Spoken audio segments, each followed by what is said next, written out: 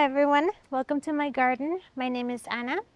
Today I want to show you how I make my potting mix. So there's a lot of recipes out there, but mine is very simple. Let me show you how I do it. So first we need something to mix it in. This is what I'm using, just a container. This is where I'm going to be saving it. But you can use a tarp or whatever you have. So this is the container. Now the first ingredient we need is compost.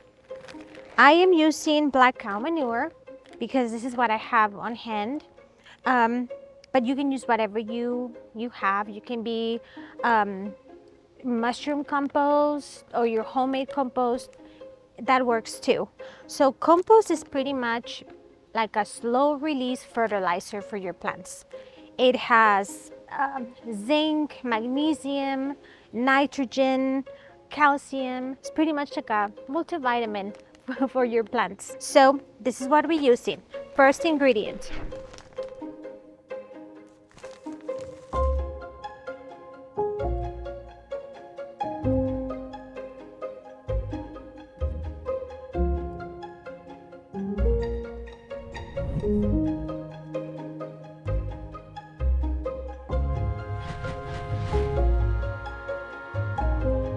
Okay, so now we have our compost in the bin. Next is gonna be coconut coir or cocoa peat. This is how they sell it, or you can buy it already pre-made. But I think I like it like this better because it saves space instead of buying the huge bag. So it's made out of coconut fibers, and it works pretty much the same as peat moss, but peat moss is a bit more acidic, and coconut coir is not acidic. It has a neutral pH. That means that it won't affect your soil mix. And what I did to fluff it up, all I did was just put the brick in some water. I did 2 bricks for this recipe, and I added about 3 gallons of water to it, and I just let it fluff up.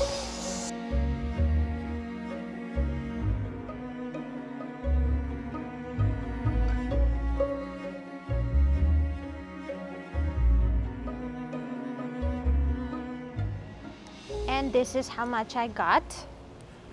It expanded 8 times its size, and all it is just like little fibers, and it's good to retain moisture, so it's gonna help your soil hold water, but it does help with a little bit of drainage. So yeah, that is the second ingredient. So now let's add it to our container. And by the way, coconut coir does not have any nutritional value, so it won't add anything to your soil other than moisture and drainage. I'm just gonna give it a little mix.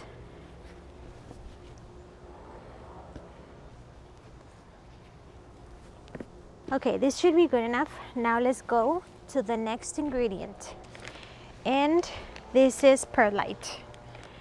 Perlite helps with drainage, and it helps the roots to breathe, so it provides oxygen to the roots. And the healthier your roots, the better they absorb nutrition from your compost and other fertilizers. So let's add some perlite. I am going to add my perlite to the bucket that I use for my coco coir. That way I have the same amount, because for the recipe I'm using 3 equal parts of compost, coconut coir, and the perlite. Perlite is volcano rock, and I get it from Home Depot, just in case if you need some.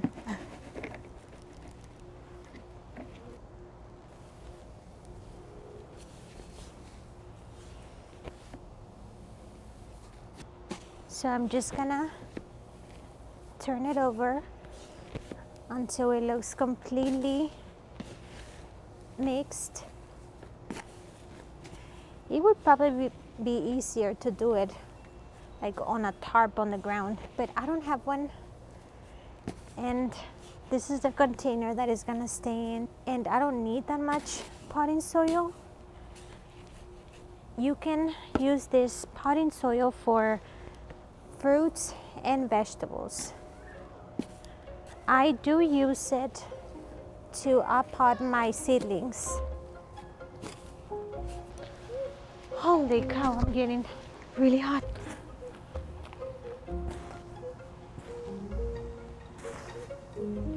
Can you help me mix it?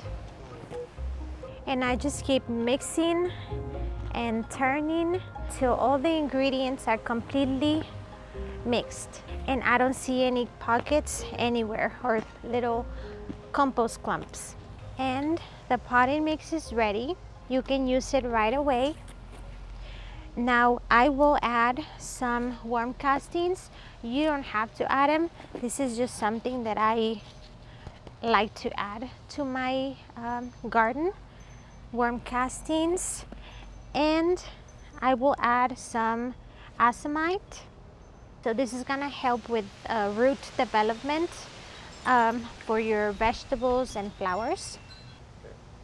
I'm just gonna use a handful of azomite and just give it another mix. So yeah, I just like to add it whenever I'm potting my fruits, vegetables, or flowers. That's whenever I add the fertilizer, depending on what I'm planting. And our potting mix is done. Thank you so much for watching. I hope you find this video helpful. See you next time. Bye.